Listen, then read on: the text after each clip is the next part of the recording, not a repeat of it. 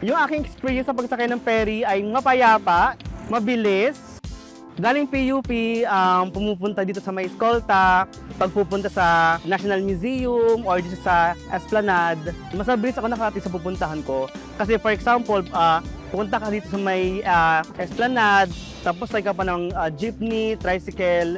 Danas naman natin yung traffic sa Metro Manila. So, malaking tulong yung ferry services para mapabilis yung ating biyahe. At syempre libre higit sa lahat. Sa aking pagtingin, iinganyo natin yung mga estudyante na gumamit ng ferry services pag napanatili na libre yung ferry services at maayos yung mga pasilidad. Di mahalaga na yung mga kabataan ay tangkilikin yung mga sustainable transportation natin dahil alam naman natin na yung Pilipinas ay isa sa mga pinaka-vulnerable na bansa pagdating sa climate crisis. Dahil nga, isang magandang option itong Pasig River Ferry Services bilang mode of transportation, sana in the future makita natin na palawigin pa yung dami ng biyahe, higit pang paunlarin at pagandahin yung ating mga estasyon at safety nest ng mga pasahero.